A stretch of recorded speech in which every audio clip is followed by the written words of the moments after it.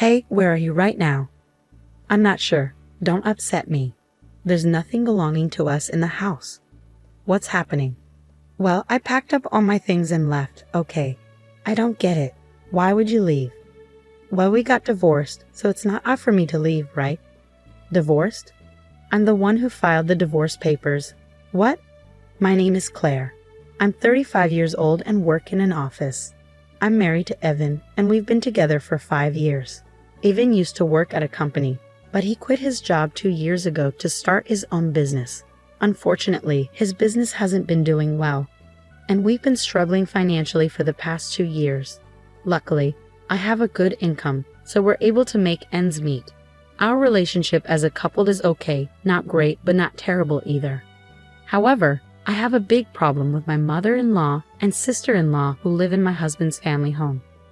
Every time I see them, they make fun of how I look and always find something to complain about. It really upsets me and makes me feel stressed out.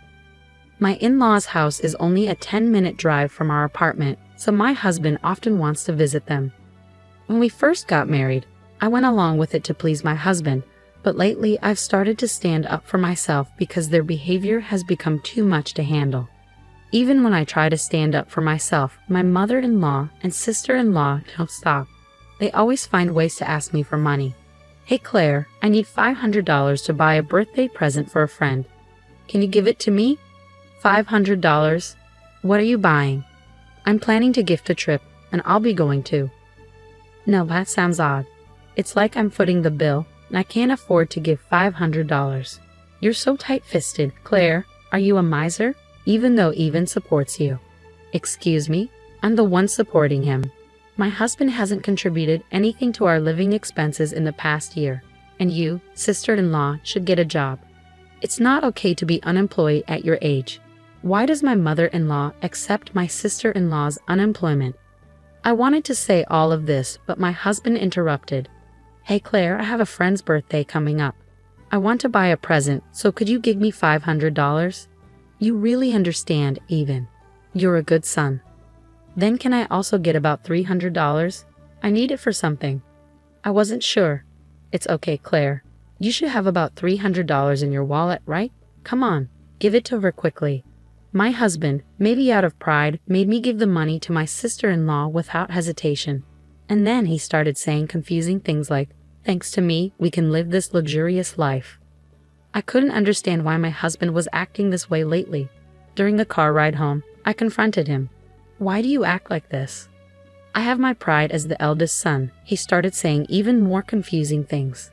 This led to a big argument. Once you give them money, they become bossy. What's wrong with making my own mother happy? We can't afford to live that lavishly, you know. Do you get it? You're not contributing anything to our living expenses. So what? We got a big bonus this summer. Don't rely on that. That money is for savings. Since then, my husband and I have been constantly fighting. How can he act so arrogantly when we're struggling financially? Why does he always have to be in a position of power over me? His flaws are becoming more and more apparent. I realized I didn't have to put up with things I didn't like just for him. So when he recently said, "We're going to my mom's," I responded, "You go by yourself." My husband tried to argue, saying, "What do you mean? It's normal for the wife to come too." But when I pointed out, "So you're abnormal because you don't come when we go to my parents' house," he got annoyed and said, "Do whatever you want," then went to his parents' house alone. A weekend without my mother-in-law and sister-in-law was such a relief. It felt so comfortable and nice. With some free time to myself, I focused on working towards my dream, and that dream is to buy my own home.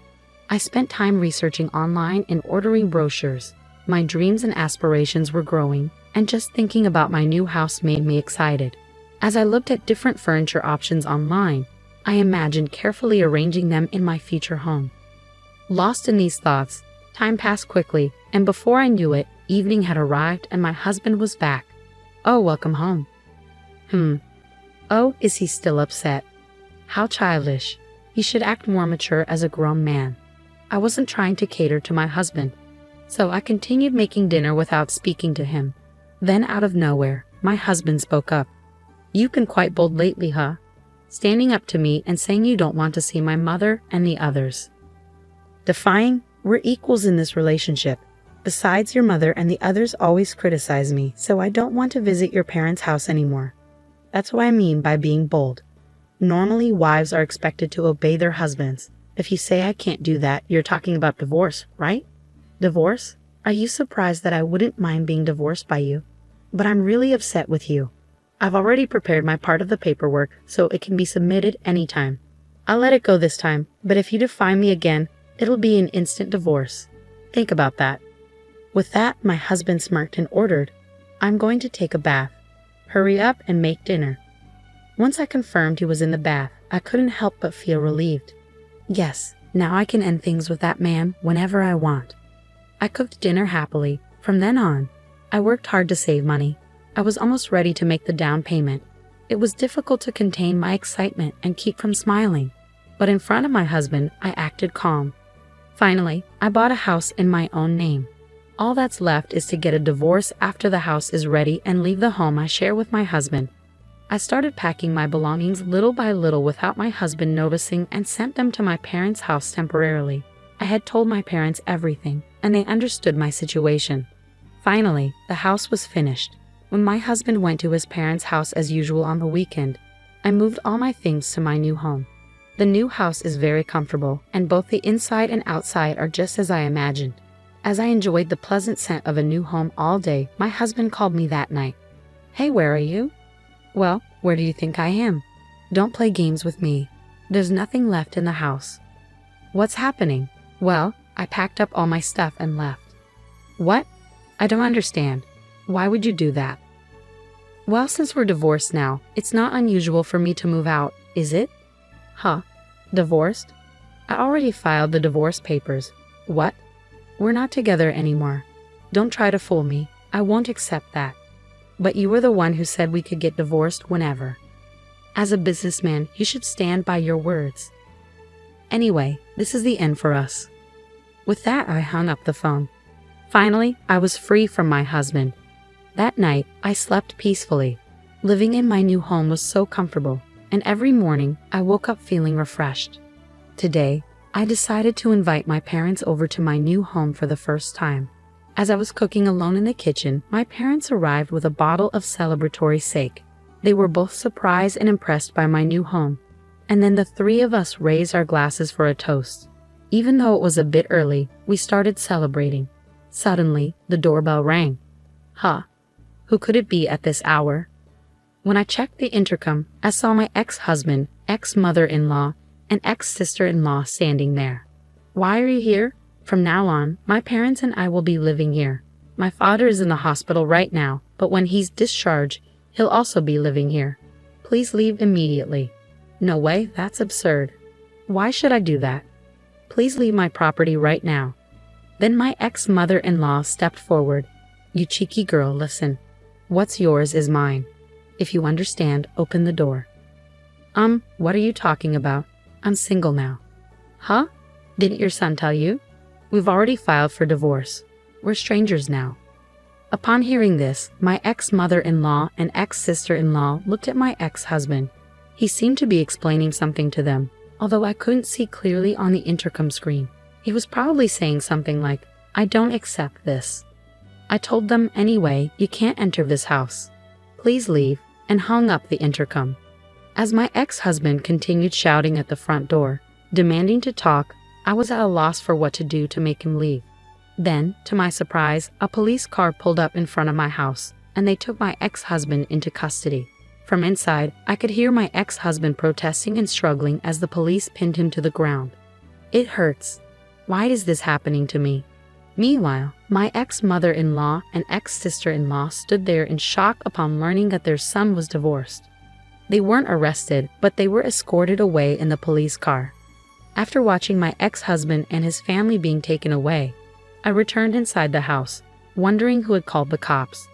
Then, to my surprise, my father made a peace sign. In situations like this, you call the police immediately. Trust your always calm dad. We continued our party with another round of drinks.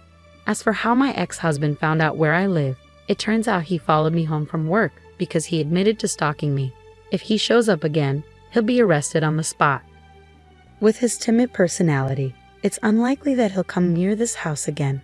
I also obtained a restraining order against his family. After the incident, it seems my ex-husband's business went downhill, and he accrued a lot of debt. With the divorce, the financial support he and his family were relying on from me was cut off. Additionally, with his father in the hospital, they had no source of income, so they had to sell their house. It's a case of reaping what they sowed. On the other hand, I invited my parents to live with me in my new home. They're very happy, calling me incredibly filial, and they're enjoying life in our new home. I want to continue cherishing my parents and live happily as a close-knit family.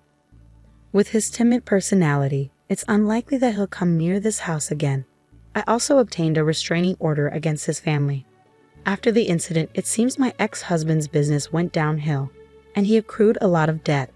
With the divorce, the financial support he and his family were relying on from me was cut off. Additionally, with his father in the hospital, they had no source of income, so they had to sell their house. It's a case of reaping what they sowed. On the other hand, I invited my parents to live with me in my new home. They're very happy, calling me incredibly filial, and they're enjoying life in our new home. I want to continue cherishing my parents and live happily as a close-knit family.